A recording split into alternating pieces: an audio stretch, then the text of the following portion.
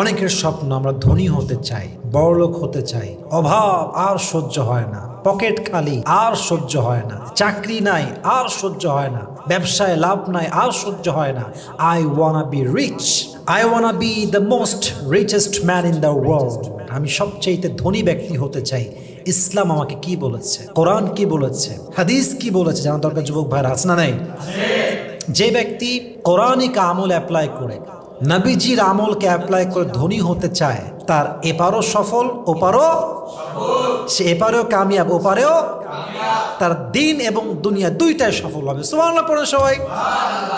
আর যদি নবীকে মাইনাস করে, রসুলকে মাইনাস করে, ইসলামকে মাইনাস করে, আল্লাহর বিধানকে মাইনাস করে ধনী হতে চান, আপনার অবস্থা হবে সালমান এফ রহমানের মতো। ঠিক কিনা বলেন যুবক ভাইরা? আপনি মুরগির খাঁচাও পাবেন না পালাবার জন্য। যুবক ভাইরা মাথায় রাখবেন, ধনী হব বাট হারাম উপায় নয়। আমরা হবো কি উপায়ে? হালাল উপায়ে। আমি আজ কিছু হালাল উপায় বলবো, শুনবেন তো সবাই ইনশাআল্লাহ? প্রথম কথা, ভূমিকার কথা, সেটা হচ্ছে ধনী কিংবা গরিব দুইটাই বানাবার মালিক একজন, তিনি কে?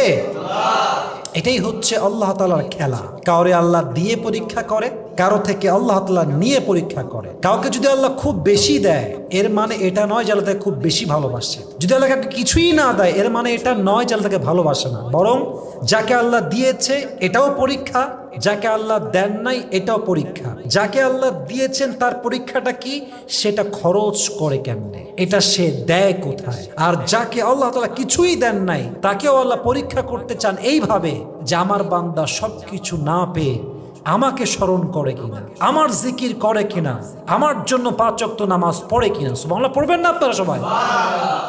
তাহলে বোঝা গেল আল্লাহ কাউকে দিয়ে পরীক্ষা করে, কাউকে আল্লাহ না দিয়ে পরীক্ষা করে। অতএব কোনো অবস্থায় হতাশ হওয়ার কোনো দরকার নাই। রাজি আছেন তো ইনশাআল্লাহ? আরেকটা কথা মাথায় অলওয়েজ রাখবেন, মনের ধনী হওয়াটা হচ্ছে সবচেয়ে বড় ধনী হওয়া। এর মানে এটা নয় যে টাকা 1 টাকাও নাই আমি বড় ধনী হয়ে গেলাম, ব্যাপারটা মন থেকে, ব্যাপারটা এরকম নয়। বরং আমার যতটুকু আছে, আমার মন থাকবে বড়, মন থাকবে সুখে, মন থাকবে আনন্দে। আমার চাইতে আর বড় কেউ হতে পারে না। ঠিক কিনা বলেন? এবার আসুন কিছু টিপস অ্যাপ্লাই করি। কিভাবে অ্যাপ্লাই করব, কেমনে করব, জানা দরকার যুবক ভাইরা, আছে না নাই? প্রথম টিপস আমরা অ্যাপ্লাই করব, শুকরিয়া আদায় করব। সকলে একবার পড় আলহামদুলিল্লাহ। এটা হচ্ছে সবচেয়ে most creative tips, most effective tips. It will definitely work for you, it will definitely help you to be a rich man in the world. এটা এমন একটা টিপস, এটা অ্যাপ্লাই যে করেছে সে ধনী হয়েছে, আল্লাহ নিজে থেকে ধনী বানিয়ে দিয়েছে। সুবহানাল্লাহ পড়ে সবাই। কোরআনে আল্লাহ তাআলা বলছেন, লাইন শাকারতুম লাযীদান্নাকুম। যে বান্দা আল্লাহর শুকরিয়া আদায় করে, তাকে নিয়ামতটাকে আরো ডবল করে দেয় একজন, তিনি কে? আর যে অস্বীকার করে, অকৃতজ্ঞ হয়, লাযীদান্নাকুম নয়, বরং তার জন্য লাইন কাফারতুম মিন আযাবি লাশাদীদ, তার জন্য দুনিয়া এবং আখিরাত দুই জায়গায় শাস্তি ব্যবস্থা করেছে একজন, তিনি কে?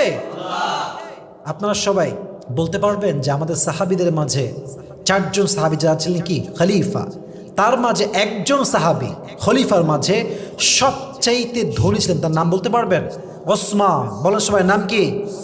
ওসমান গনি রাদিয়াল্লাহু তাআলা আনহু সবচাইতে ধনী। উনি একবার নবীর কাছে আসছে, এসে বলছে, ইয়া রাসূলুল্লাহ, আমার এত টাকা, এত আমার সম্পত্তি আমি আর চাই না, আমি এটা কমাইতে চাই। আমরা চাই কি বাড়াইতে, উনি চায় কমাইতে। কমায় দেন ইয়া রাসূলুল্লাহ, আপনি আমাকে আমল বলেন, আমি কি আমল অ্যাপ্লাই করলে কমাই ফেলবো? তুমি বললেন যে যাও, তুমি বাসায় গিয়ে এক কাজ করবো, আজ থেকে খাবারটা দস্তরখানে নয়, উটের পিঠে খাবা। কিসের পিঠে খাবা? আচ্ছা ঠিক আছে, তাই করবো তাহলে। উটের পিঠে কয়েকদিন খেয়েছে, খেয়ে আবার ব্যাক। ইয়া রাসূলুল্লাহ, সম্পত্তি কমছে না, উটের পিঠে খেয়েছো? জি খেয়েছি। কেমনে খেয়েছো? বলছে, আমি যখন উটের পিঠে খাওয়া শুরু করলাম, যখনই খেতাম কয়েকটা দানা উপর থেকে নিচে পড়তো, তো যখন নিচে পড়তো আমি নিজে নিচে নেমে সেগুলো খুঁটে আবার খেতাম এবং শুকরিয়া আদান পড়তাম, আলহামদুলিল্লাহ। নবীজি বলছে, অসম্ভব, তোমার সম্পত্তি আর কমবেই না। কারণ যেই বান্দা তার কাছে যা আছে তাতেই শুকরিয়া আদায় করে, তার সম্পত্তি কখনো কমে না, বরং এটা আরো ডবল হয়ে যায়। সুবহানাল্লাহ পড়েন। তাহলে বোঝা গেল যা আছে তাতে হ্যাপি হয়ে যান। আচ্ছা, এই যে আমাদের দেশে আমরা দেখতে পাচ্ছি এখন 56,000 কোটি টাকা গায়েব, কিসের নামে? উন্নয়ন উন্নয়ন উন্নয়ন উন্নয়ন প্রকল্পের নয় বাজেট করছে মনে করেন যে 1,00,000 কোটি টাকা বাজেট, কথার কথা এখান থেকে 50 লাখ কোটি গায়েব। উন্নয়ন, দেশের উন্নয়ন চলছে, মাশাআল্লাহ, খুব ভালো। তো আমার কথা হচ্ছে এই যে 50 লক্ষ কোটি টাকা মেরে খাইলো বা 50,000 কোটি টাকা মেরে খাইলো, আচ্ছা একটা মানুষের জীবন চলতে এতটা কি লাগে যুবক ভাইয়েরা? এই তো পুরো জীবনে কয় টাকাই বা দরকার? আমি আসিফ, আমি যদি গাড়ি 30টা কিনি, আমার গাড়ি 30টা লাগবে আদৌ? আমার একার জন্য গাড়ি সর্বোচ্চ 2টা হইলেই চলে, অথবা একটা দিয়েও ওকে হয়ে যায়। কিন্তু লোভ মানুষকে শেষ করে ফেলে। শুকরিয়া যার নাই তাকে আপনি যতই দেন ওর মন ভরবে না, ঠিক কিনা বলেন? শুকরিয়া আদায় করবা যাচ্ছেন তো ইনশাআল্লাহ। 2 নাম্বার, ধনী হতে চাইলে হিজরত করেন, সফর করেন। ঢাকা আছেন, বিদেশ যান। ঠাকুরগাঁও আছেন, আপনি ঢাকায় আসেন। রাজশাহী আছেন, ঢাকায় যান। আপনি নিজেকে সেটেল করেন ভালো জায়গায় নিয়ে গিয়ে। অনেক সময় হিজরত মানুষের জীবনকে পরিবর্তন করে দেয়। সুবহানাল্লাহ পড়বেন না আপনার সবাই? দেখবেন অনেক বন্ধু আগে দেশে ছিল, ইনকাম খুব কম ছিল, দুবাই গিয়েছে, কপাল খুলে গেছে, এখন নিজেও ফ্ল্যাটের মালিক, আব্বা আম্মাও ফ্ল্যাটের মালিক, নিজেও গাড়ির মালিক, বাপ মারও গাড়ি আছে। এরকম অবস্থান চেঞ্জ হয় কি হয় না? অনেক সময় হিজরত করলে নসিবটা খুলতে পারে। অতএব আমরা প্লেস চেঞ্জ করব। যদি সামর্থ্য থাকে গ্রামে কখনোই থাকবেন না। আমি সবাইকে এটা ওপেনলি বলতেছি, সামর্থ্য থাকলে গ্রামে কখনোই থাকবেন না। শহরে আসেন, জীবনটাকে সুন্দর করে গোছান, পরিবার সুন্দর করেন। রাজি আছেন তো ইনশাআল্লাহ? 3 নাম্বার, অবশ্যই ধনী হতে চাইলে দান করতে হয়। বলবেন দান করলে ধনী হয়ে যাবো, কেমন কথা? দান ব্যাপারটা হচ্ছে আপনি দানটাকে কন্টিনিউ করেন, যা আছে সেই হিসেবে দেন। 10 আছে 1 দেন, 20 আছে 2 দেন, 100 আছে আপনি 5 দেন, 10 দেন, বাট আপনি দেন। ধারাবাহিকতা কি রাখেন? বজায় রাখেন, একদমই স্টপ করবেন না। দলিল দেখেন, একজন সাহাবী এসে বলে, ইয়া রাসূলুল্লাহ, আমার কথা কি বোঝা যায় যুবক ভাইরা? আমি বড্ড অভাবে আছি, কোনো চাকরি নাই, কোনো ব্যবসা নাই, কোনো শ্রমিকের কোনো কাজ নাই, আমি বড্ড অভাবে আছি। নবীজি বললেন যে তোমার কাছে কি কিছুই নাই? একদমই কিছু নাই? বলছে কিছুই নাই, তবে হ্যাঁ একটা পেয়ালা আছে, একটা কম্বল আছে। একটা পেয়ালা, একটা কি আছে? কম্বল আছে, নিয়ে আসো, যাও। নিয়ে আসছে। আসার পর নবীজি এটা বিক্রি করে দিলেন। বিক্রি করে যে দিরহাম তিনি পেলেন, এটা দিয়ে একটা হাতল লাগাই দিলেন, একটা বড়, এটাকে আমরা যেটা কাটি, গাছ কাটি, এটা কি বলা হয়? কুড়াল। কুড়াল কিনলেন এবং হাতল নবী নিজের হাতে লাগাই দিলেন আর বললেন, যাও কাঠ কেটে খাও, শ্রমিক হয়ে খাটো, কাজ করে খাও। কি করবা তুমি? খেটে যা হবে আমার কাছে নিয়ে আসবা। চলে গেল সেই সাহাবী। প্রায় কয়েকদিন যাবৎ খেটে সে প্রায় 10 দিরহাম ইনকাম করলো। কয় দিরহাম যুবক ভাইয়েরা? সে খুব খুশি, খুব খুশি। ইয়া রাসূলুল্লাহ, আমি 10 দিরহাম ইনকাম করেছি কুঠার দিয়ে, কুড়াল দিয়ে।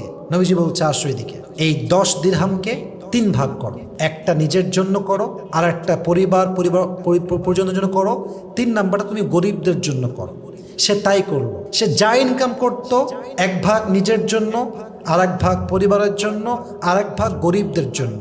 এই দান করার জন্য, অন্যের জন্য খরচ করার জন্য হাদিসে আসছে অল্প দিন ব্যবধানে সে মদিনায় সবচেয়ে স্বাবলম্বী সাহাবী হয়ে গিয়েছে। সুবহানাল্লাহ পড়ো সবাই। অতএব দান কম হোক বেশি হোক আমরা সবাই করবো তো ইনশাআল্লাহ। 4 number, effective rules. If you want to be rich then you have to get married as soon as possible. যদি কেউ ধনী হতে চায়, বিয়ের মতো বিকল্প রাস্তা নাই। বিয়ে যত দ্রুত করবেন আপনার বরকতের রাস্তা খুলে দিবে একজন, তিনি কে? আল্লাহ। ওয়ানকিহুল আয়ামা মিনকুম ওয়াস-সালিহিনা মিন ইবাদিকুম ইয়াকুনু ফুকারা আয়ুগনিহিমুল্লাহু মিন ফাদলি। যদি আপনি বিয়ের আগে গরিবও থাকেন, আয়ুগনিহিমুল্লাহু মিন ফাদলি, আল্লাহ বলছেন I will make you rich. This is my responsibility. এটা আমার দায়িত্ব, তোমার সমস্ত অভাব আমি আল্লাহ নিজের কুদরত হাতে দূর করে দেবো। সুবহানাল্লাহ পড়ো সবাই আপনারা। তাহলে বিয়ে করতে চাইলে হিসাব করে করতে হবে, সঠিক মানুষকে বিয়ে করতে হবে, যাকে বিয়ে করলে জীবনে শান্তি থাকবে, বরকত থাকবে এবং পাশাপাশি আল্লাহর রহমত থাকবে। রাজি আছেন তো ইনশাআল্লাহ? তবে বিয়ের ক্ষেত্রে আবেগ না বিবেক দিয়ে। যেমন হচ্ছে আমার ইনকাম মাত্র 2000 টাকা, ফর এন এক্সাম্পল, আমার বইয়ের খরচ লাগবে হচ্ছে 10,000 টাকা, সে অবস্থায় বিয়ে করব না। আমি কি করব? আমি আগে সে অবস্থান তৈরি করব যেন মোটামুটি আমার সংসারটা চলে। এটাই সিস্টেম, এটাই রুলস। নাই 2 পয়সা, একটা মেয়েকে নিয়ে চলে আসলাম বাসায়, সমস্যা হবে। এটা নিজেকে কিছুটা হলেও উন্নতির জায়গায় নিয়ে গিয়ে হয়তো 100 ভাগ পারবেন না, 30 ভাগ করেন, বাকি 70 ভাগ বিয়ের পরে হবে, বাট বিয়ে করবেন। কিছুটা সামর্থ্য হয়ে গেলেই বিয়ে করবো। রাজি আছি তো ইনশাআল্লাহ? সর্বশেষ কথা হচ্ছে, একটা উসুল বলছি, টিপস বলছি, আমল বলছি। যদি আপনি ধনী হতে চান, আল্লাহর কাছে ক্ষমা চাইবেন বেশি বেশি। সকলে আমরা পড়ছি আস্তাগফিরুল্লাহ, আবার পড়ি আস্তাগফিরুল্লাহ।